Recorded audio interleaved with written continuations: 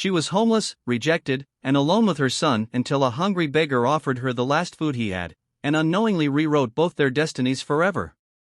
Welcome to Storytelling and Beyond, where every story holds a heartbeat. Claire Donnelly hadn't eaten in 2 days. The city wind whipped her coat open as she tightened her grip on her 5-year-old son Max, who whimpered in his sleep. She shifted him on her lap, trying to shield him from the chill that crept in through the seams of the worn-out bench beneath her. Her boots were soaked, her fingers numb, but none of that compared to the sting in her chest, the ache of rejection. Just 48 hours ago, she had been staying in the basement of her ex-mother-in-law's house. A roof, at least. A compromise after her divorce, when her ex-husband left the country with his new wife and no interest in parenting.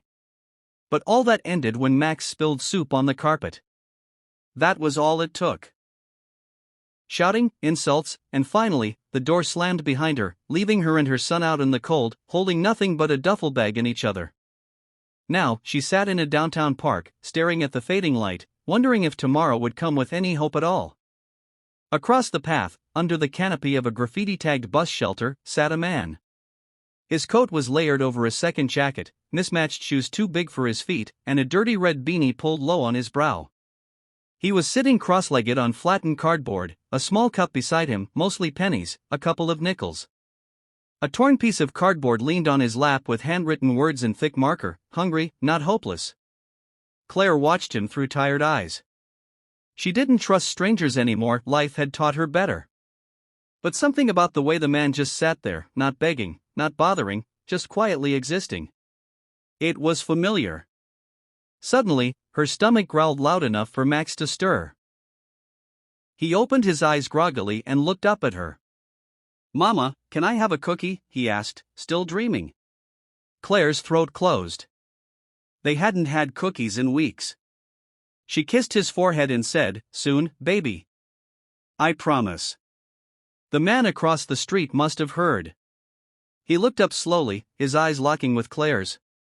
There was no pity in his gaze, just a calm, almost tired understanding. Then he did something that stunned her. He stood up, walked across the path with slow, deliberate steps, and extended a wrinkled hand. In it was a small, crumpled granola bar, half smashed, but still sealed. "I saved this," he said, voice hoarse but kind. "He looks like he could use it more than me." Claire blinked, momentarily frozen. A beggar, a man clearly worse off than she was offering her food. I can't," she whispered. But he didn't leave. Just gently placed the bar in her palm and gave a small nod. "Pay it forward someday, if you can." Then he turned and walked back to his corner, sat down on the cardboard like nothing had happened. Max sat up, rubbing his eyes. "You found me a snack, Mama?" Claire smiled weakly and unwrapped it. "Yes, sweetheart. A kind man helped us." She broke it in half, giving most to Max and nibbling on the rest herself. It wasn't just food. It was dignity. It was a reminder she hadn't received in a long time that goodness still existed. Later that night, the benches got colder. She shifted Max in her arms again, and the man, whose name she hadn't yet learned, appeared by her side. He held a rolled-up sleeping bag in motion to her gently. "You can't sleep out here with a child. There's an old church 2 blocks from here. Doors never lock. Safer than here." Claire hesitated. He continued, "I'll show you the way. Then I'll leave." Too tired to resist, she followed. The church was indeed empty and dimly lit, its wooden pews dusty but dry. She found a back corner, laid Max down on her coat, and covered him with the sleeping bag. The man walked to the front of the sanctuary and lay down on the floor beneath the altar. Claire watched him from the shadows. "You don't even know my name," she whispered across the silence. "No need," he replied, eyes closed. "But mine's Sam. Sam Avery." She closed her eyes. That night, Claire didn't dream of rescue or romance. She dreamed of something quieter, gentler, a world where people like Sam still existed. People who had nothing, yet gave everything.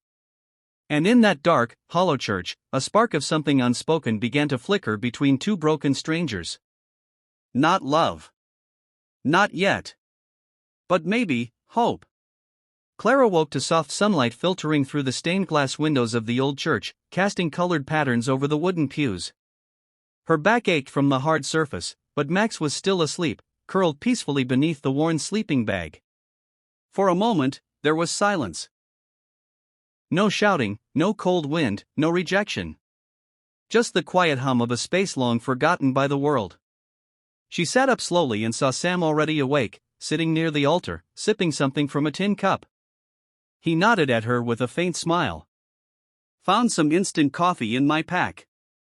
It's not much, but it helps. Claire smiled politely, her guard still up, though softening. She wasn't used to kindness without strings. Max stirred and sat up with a yawn. Mama, where are we? Claire ran her fingers through his hair. A safe place, sweetheart. Sam got up and walked over, crouching beside the pew. Good morning, Max. You hungry? Max nodded shyly. Sam reached into a small plastic bag and pulled out 2 more granola bars, handing them over. Claire tried to protest, but he gently stopped her. I get donations sometimes. I've learned how to stretch them. Don't worry. She looked at him with searching eyes. Why are you helping us? He sat down on the edge of a pew, rubbing his hands together. Because once, someone did the same for me. I was at rock bottom. A trucker picked me up off the side of the road, gave me a hot sandwich, and told me not to give up. I didn't listen then.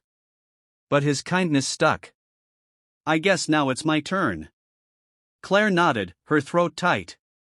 They spent that day walking together. Sam took her and Max to a nearby soup kitchen where they got hot stew and fresh bread. Max giggled as Sam made silly faces across the table, and for the first time, Claire laughed too. They spent the afternoon at a public library where Claire showed Max picture books while Sam scanned the job bulletin board. Claire hadn't been in a library in months. She remembered how much she loved marketing, how she once dreamed of writing children's books. Those dreams felt distant now, but being there, with Max's head on her shoulder, they didn't feel impossible anymore. Later that evening, back at the church, they shared stories. Sam told her about his life before the streets, a small mechanic shop he used to run in the suburbs, his wife's tragic death in a car crash, and how the grief had hollowed him out. Claire listened, occasionally sharing pieces of her own past, how she used to write ad campaigns, how she fell in love too young, and how the marriage turned cold after Max was born. Her husband had left quietly, like smoke, and took everything with him. Sam didn't judge. He just nodded. You're stronger than you know, he said softly. As Max fell asleep on a pile of coats, Claire and Sam stayed up near the back pew, whispering like old friends. Sam looked down at his hands. I've been thinking of starting again. A garage, not just to fix cars, but to teach people. Train kids who've got no one. Help others like us. Claire leaned forward. Why haven't you? He gave a bitter smile. Who'd give a homeless guy a loan or a building? She was quiet for a moment, then said, What if you didn't have to do it alone? He looked up. What do you mean? I used to work in marketing. I know how to pitch ideas. Maybe we try together. There was a long silence.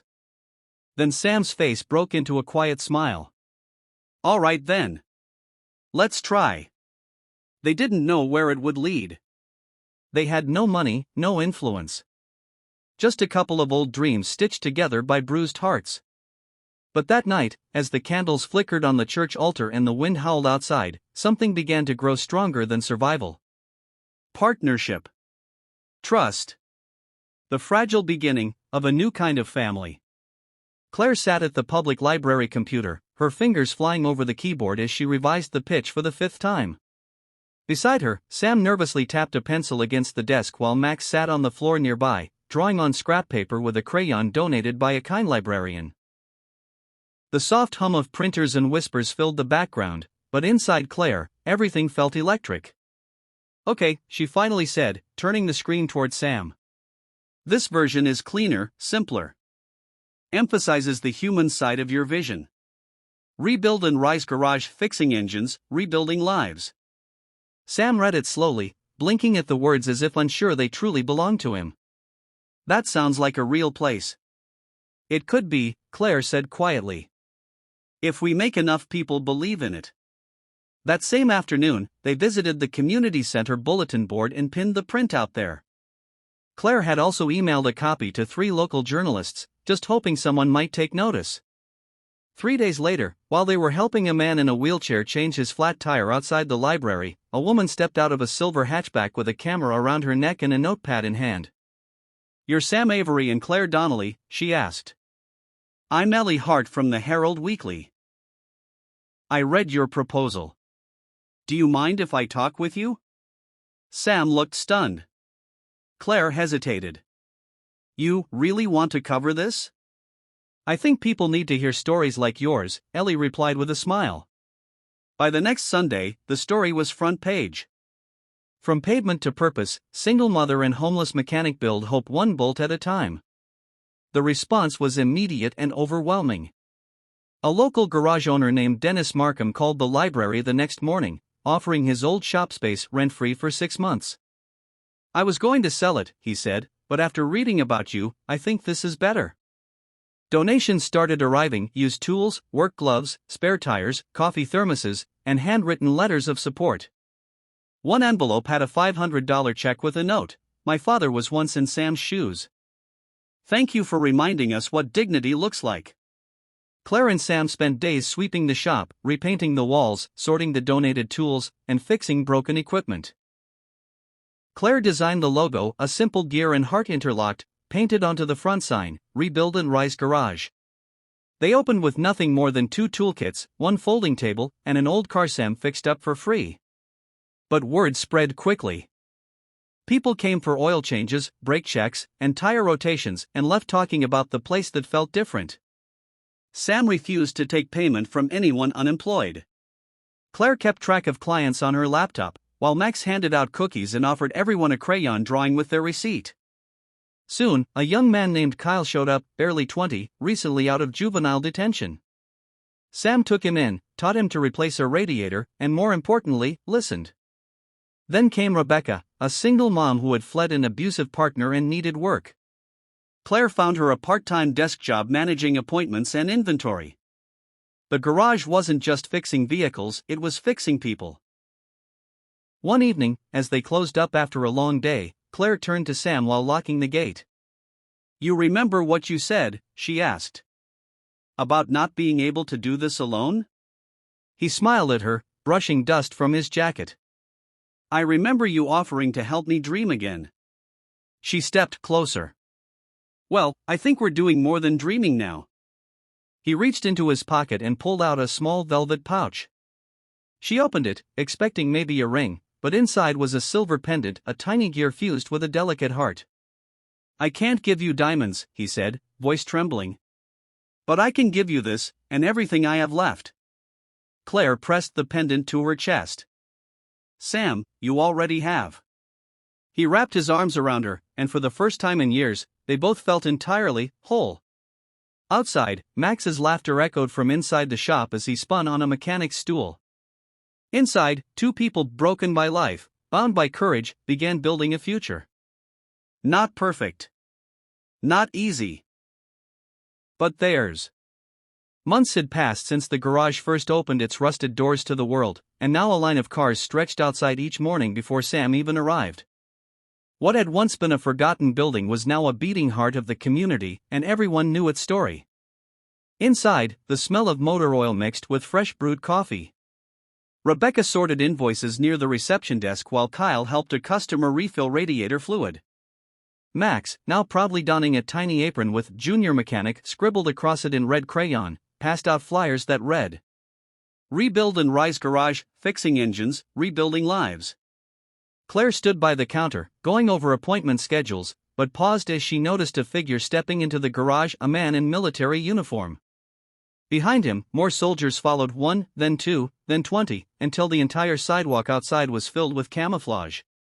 She blinked in disbelief as over 200 uniformed men and women lined up outside her shop. Sam, emerging from under a lifted hood, wiped his hands and walked over, confused but calm. "Can I help you folks?" he asked. The first soldier stepped forward, removing his cap. "Sir, ma'am. I'm Captain Elijah Graves. I read your story in the Herald." We were all moved. Some of these men and women just returned from deployment. Some are dealing with PTSD, joblessness, family loss. You gave us hope. And today, he paused, motioning to the line of soldiers, we want to return the favor. Claire covered her mouth, overwhelmed. Sam reached instinctively for her hand. Captain Graves smiled. We pooled funds. Enough to pay for your next year's rent, upgrade your equipment, and add an office space with heating and proper restrooms. We also have 30 volunteers today ready to paint, fix, and help in any way needed. Applause broke out from inside the shop. Rebecca dropped her clipboard, tears in her eyes. Kyle stared, stunned.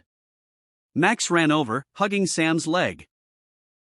That day, the garage became more than just a business, it became a movement.